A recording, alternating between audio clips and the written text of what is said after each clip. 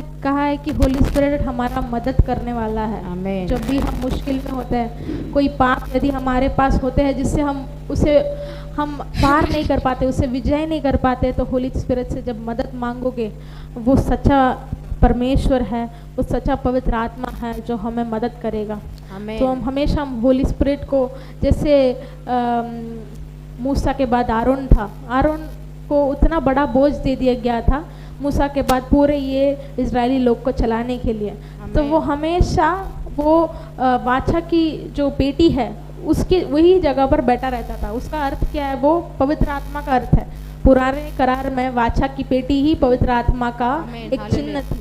हम जो था वो वाचा की पेटी के बाजू में बैठकर प्रभु के पास ही समय बिताता था। इसीलिए प्रभु ने उसे ही चुना उस इजरायली लोग को चलाने के लिए, क्योंकि वो हमेशा पवित्र आत्मा के साथ था। दाऊद को भी हम देखते हैं, हमेशा वो जंगल में भी रहता था, हमेशा प्रभु की स्तुति करते, आराधना करते रहता था। तभी उसके ऊपर वो तेल की अभिषेक, जो पवित्र आत्मा की अभिषेक थी, उंडेला गया था और वो एक राजा बना गया था।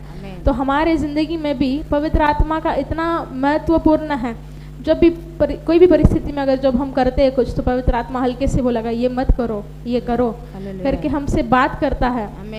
तो वो जो हमारे हृदय एकदम बहुत सॉफ्ट होना चाहिए। अगर हृदय में कड़वाहट या कठिनाई हो जाएगी, एकदम कड़क हो जाएगा, तो वो पवित्र आत्मा को सुन नहीं पाएगा। तो हम हमेशा जो भी परिस्थिति, आज मैं एक मैसेज सुनी थी, वो पासवान बोले थे कि चर्च में कुछ पैसे की फाइनेंस में लाखों रुपए एक इंसान ने चोरी करके लेकर गया। वो पासवान को बहुत, वो अपोस्टल को बहुत दुख हुआ, बोझ हुआ, ऐसे कैसे इसने कर दिया करके। तो उन्होंने क्या किया, उसको कड़वाहट हो गई, हृदय कठोर होने लगा। तो उसने क्या किया, खुद ही उस इंसान को मैसेज किया कि मैं तुझे क्षमा कर देता हूँ। उसने क्षमा की मांग नहीं की थी, लेकिन इसके हृदय को बचाने के लिए, ये कड़क ना होनी चाहिए, ये एकदम पत्थर दिल नहीं होना चाहिए करके इसने खुद ही उसको जाके बोल दिया मैं तुझे माफ कर देता हूँ, तो अच्छा जिंदगी जी, परमेश्वर तुम्हें आशीष करेगा करके। ऐसे वो मेरे लिए बहुत उपयोग था, मेरे लिए, मेरे पास वो बात किया कि अगर हम वो कोई माफ़ी मांगे भी नहीं, हम उनको जाके माफ, प्रभु तुम्हें अच्छा रखेगा। तो हम जब दूसरों को आशीष करता है, प्रभु अय्यूब ने अपने दोस्तों को आशीष किया था, दोस्तों के लिए प्रार्थना किया था, वो दुख में थे, वो बुरा बोले और दुख में थे, लेकिन उसने उसको आशीष किया। परमेश्वर ने इसकी चेहरा को देख के उनके मित्रों को भी चंगाई किया और इसको और आशीष किया था। तो हम हृदय में हमेशा सबको आशीष देने के लिए हम बुलाए गए, किसी को श्राप देने के लिए हम बुलाए नहीं गए हैं। तो हम आशीष देंगे और उसका फल हम खाएंगे। प्रभु कहता है कि तुम जो भी आशीष करते हो उसका वो वापस तुम्हारे पास आएगा, उसके वो योग्य है तो वो जाएंगे, नहीं तो वापस तुम्हारे पास आएगा करके। तो हमारे जिंदगी में भी पवित्र आत्मा जब हमारे साथ रहेगा, वो कभी हम सुन सकते पवित्र आत्मा की आवाज़ जब हमारे हृदय एकदम नरम हो, उसकी सुनने जैसा हमारे कान हो। जब बहुत कड़वाहट हमारे हृदय में रहेगा तो हम सुन नहीं पाएंगे पवित्र आत्मा को। जैसे छोटे बच्चे की दिल होता है, वैसे हमारा दिल रहेगा तो उनकी आवाज़ को हम सुन पाएंगे। तो उन्हीं के जैसे बाइबल में हम बहुत लोगों को देखते हैं जिनको पवित्र आत्मा ने चलाया। हम पीटर को देखते हैं, पीटर पहले इनकार किया था पतरस ने, फिर जब पवित्र आत्मा को पाया, कहता है कि मुझे सीधा हमने मत मारो, उल्टा मारो करके कहता है। उतना बल, उतना ढा कहाँ से आता है उसको? जब पवित्र आत्मा मिल गया तो उतना ढा से वो खड़ा रहता है। वो उसके छाव से लोग चंगे होते जा रहे हैं प्रेरित के किताब में। तो जब पवित्र आत्मा हमारे साथ रहेंगे और हम विश्वास के साथ उसमें प्रयोग करेंगे, पवित्र आत्मा और विश्वास दोनों साथ मिलकर हम जब जाएंगे तो कोई अंधकार, कोई शैतान की क्रिया हमारे विरोध नहीं खड़ा हो सकती है। कभी कोई परिस्थिति आए, कोई कठिनाई आए, शैतान हमारी चुनौती करने जैसा कोई कठिनाई आए, हमारे बहुत प्रेम मित्र के द्वारा आ सकता है, प्रेम लोगों के द्वारा आ सकता है, या फिर कोई हम चुप थे, कोई आकर कुछ बोल दिया तो हृदय दुखित हो जाता है। लेकिन प्रभु में मगन रहना हमारा बल है। वो मगन रहना हम कभी नहीं छोड़ना चाहिए, हमेशा खुश रहना चाहिए, प्रभु में मगन रहना चाहिए। और वो कोई भी कार्य प्रभु से हमें अलग नहीं करना चाहिए करके, या फिर दुनिया की जो आशा अभिलाषाएं हैं, कभी कभार वो समय ले लेता है। हमारा कब पढ़ाई रहेगा या फिर जॉब जाते हैं, या फिर हम कभी कभार मोबाइल में ही समय कैसा बीतता है समझ ही नहीं आता है। कभी मोबाइल में बैठ गया तो एक बार रील्स चालू हुआ तो 2 घंटा 1 घंटा कैसे निकलता है समझ नहीं आता है। तो वो भी एक प्रभु का समय वो छीन रहे हैं, एक दिन में 26 घंटे है, तो प्रभु को एटलीस्ट हम 2 घंटे देंगे, 1 घंटे से शुरू करेंगे। इस नए साल में हम प्रभु को केवल 1 घंटे से शुरू करेंगे। प्रभु मैं तेरे लिए 1 घंटा दूंगा, उसको मैं किसी और को नहीं दूंगा करके हम 1 घंटा देख के देखेंगे प्रभु हमारे ज़िंदगी में बहुत बड़ा कार्य करेगा। हालेलुया। और एक भजन संगीत मुझे बहुत अच्छा लगता है और घर में भी मुझे कबूल करने में बहुत अच्छा लगता है। भजन संगीत 91 59 बोलते हैं ना उसको, भजन संगीत 91, वो हम हिंदी में पढ़ेंगे। मैंने घर में भी उसे कबूल करने के लिए, उसमें सारी चीज़ें हमारे लिए जो चाहिए वो है उसमें।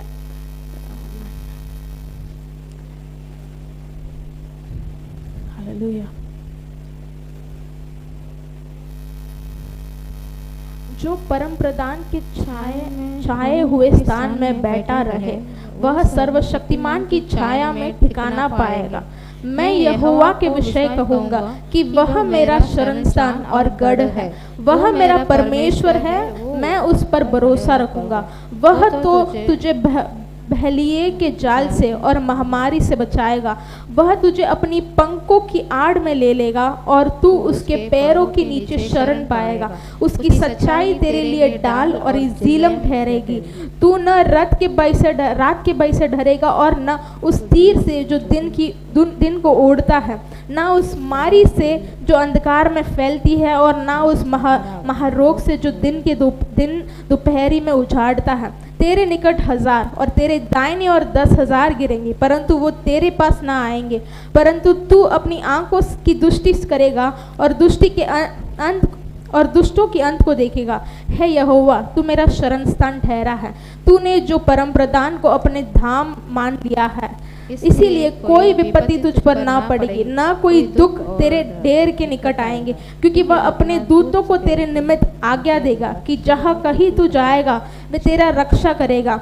वे तुझको हाथों हाथ उठा लेगा, ऐसे ना हो कि तेरे पाँव में पत्थर से ठेस लगे। तू सिंह और नाग को कुचलेगा, तू जवान सिंह और अजगर को लताड़ेगा। उसने जो मुझसे स्नेह किया, इसीलिए मैं उसको छुड़ाऊंगा। मैं उसकी ऊंचा स्थान पर रखूंगा, क्योंकि उसने मेरा नाम को जान लिया है। जब वह मुझको पुकारे तब मैं उसको सुनूंगा। संकट में मैं उसको संग रहूंगा, मैं उसको बचाकर उसकी महिमा बढ़ाऊंगा। मैं उसकी दीर्घायु से तृप्त करूंगा और अपने किए हुए उद्धार का दर्शन दिखाऊंगा। आमेन। हालेलुया। इसमें क्या लिखा है? तेरे दाहिने और 1000, तेरे बाएं और 10,000 गिरेंगे, लेकिन तेरे को वो हानि नहीं करेंगे। यदि यहाँ पर ये हो गया, यहाँ पर ये मर गए हैं, अभी फाइनेंशियल सिचुएशन इतना ज़्यादा बढ़ गया है, GST बढ़ गया है, हम कैसे अभी खाना खाएंगे, ये सब परिस्थिति में हम नहीं देखेंगे। वहाँ फ्लाइट ये हो गया, घर गिर गया, आग लग गई। जब हम न्यूज़ देखते हैं, इस यहाँ दाहिने बाइने हो सकती है, लेकिन मैं परमेश्वर का बच्चा हूँ, मुझे नहीं होगा कुछ। मैं सिंह को ऊपर चलूँगा और नाग बिच्छू के ऊपर मैं लताड़ूंगा उनको करके। जो दिन में जो ये आ गया, कैंसर आ गया, आजकल लोगों को बहुत कैंसर आ रहा है, बहुत डायबिटीज़ आ रही है, वो पीढ़ी आ रही है करके हम डरना नहीं चाहिए, क्योंकि हमारा परमेश्वर ने हमें कैसा बुलाया है? धार्मिकता से बुलाया है और चंगाई और सर्व पूरा। जैसे उकाब रहता है वैसे तंदुरुस्त, जब वो थक जाता है वो पर्वत की ओर जाके उसके बल को पाता है। तो जैसे परमेश्वर के पास हम जाके उस बल को पाना है, और कोई भी सभी चीज़ हम हेल्दी रहेंगे और पूरे कोई भी कमी नहीं रहेगी हमारी ज़िंदगी में। वैसे ही परमेश्वर ने हमें ये जब कबूल कर रहे हम, तो आप भी कबूल करो। जैसे हम पिछले हफ्ते बोले थे, मुख की कबूल में, जो मुख से हम कबूल करते उसमें बहुत सामर्थ्य है, क्योंकि प्रभु ने इस पृथ्वी को वचन से बनाया था। तो हम प्रभु के बच्चे हैं, हमारे वचनों से हमारे क्रिया होते हैं। यदि हम किसी को बोलते हैं ये कुछ लायक नहीं, हमारे बच्चों को हम बोलते हैं ये कुछ लायक नहीं, या फिर हमारे परिवार को हम बोलते हैं ये किसी काम का नहीं, ऐसे बोल के वैसे ही हो जाएगा। तो क्योंकि हमारे ज़िंदगी में, हमारे मुँह में वो अधिकार दिया गया है। मैंने एक स्टोरी सुना था कि एक यहूदी एक बच्चा था, उसकी माँ आके बोल रही है कि ये कभी पढ़ता ही नहीं है, कुछ करता ही नहीं है, इसे कुछ आता ही नहीं है। तो वो प्रार्थना करे, फिर भी उसको कुछ बदलाव नहीं आया था उसकी ज़िंदगी में। तो वो वापस पासवान के पास आके बोल रहा है, पासवान ये वापस कुछ पढ़ता नहीं है, कुछ लायक नहीं, कुछ कर नहीं पा रहा है। तो वो थोड़ी देर जब वो उनकी बोलनी सुनने लगे तो उनके मुंह से हमेशा ये कुछ नहीं कर पाएगा, ये पढ़ता नहीं है, ये कुछ लायक नहीं, ऐसे बोल बोल के वो बच्चे को भी दिमाग में बैठ गया शायद मेरा कुछ लायक ही नहीं हूँ, ऐसे ही हूँ करके उसको दिमाग में बैठ गया। जब हम कबूल करते वही होता है। अब यहूदी लोगों को देखते हो, यहूदी लोग वो हमेशा अपने बच्चों को बहुत अच्छी रीति से बोलते हैं, ज्ञानी है तू, पर में धार्मिक इंसान, ऐसे अच्छे अच्छे बोलने से उनको बोलता है। तो वो बहुत हमेशा यहूदी को देखते हैं, वो हमेशा बहुत ज्ञानी रहते हैं, सब चीज़ में उच्च पद में रहते हैं, क्योंकि उनके माता पिता उनको ऐसे बोलते हैं। बचपन से ही जब पैदा मम्मी पापा बोलने से पहले वो प्रभु का वचन सिखाते हैं उनको। 23 साम 23, प्रभु मेरा चरवाहा है, मुझे कोई कमी नहीं रहेगी। वो सुन सुन के आते हैं, वो सारी चीज़ वो यहूदी लोग बेस्ट रहते हैं उसमें। तो हम भी हमारी ज़िंदगी में यदि कुछ भी नहीं है, हम हार की ज़िंदगी हम जी रहे, तो भी हम बोलेंगे हम जयवंत हैं, हम विजयी ज़िंदगी जिएंगे, प्रभु हमारे साथ है, तो मुझे कोई भी कमी नहीं रहेगी करके हमें जीना चाहिए। तो ये वचन है, ये आप रोज़ परिवार के प्रार्थना में आप जब बैठते हो इसको कबूल करो कि जो भी रोग आए मुझे नहीं हानि पहुंचाएगी। जो दिन की रोग और रात की बीमारी हो मुझे हानि नहीं पहुंचाएगी। मेरे दाहिने बाइने कुछ हो सकता है लेकिन मेरे निकट कुछ नहीं आएगी, मेरे विरोध कुछ नहीं आएगी। और मेरे परमेश्वर कहता है कि देवदूत को, स्वरदूत को बेच कर वो मुझे बचाएगा, कोई हानि नहीं, पत्थर को भी ठेस, मेरे पैर ठेस नहीं पहुंच पाएगी करके। तो हम जब ये कबूल करेंगे, वो मुझसे प्रेम करता है तो मैं उससे छुड़ाऊंगा करके प्रभु कहता है।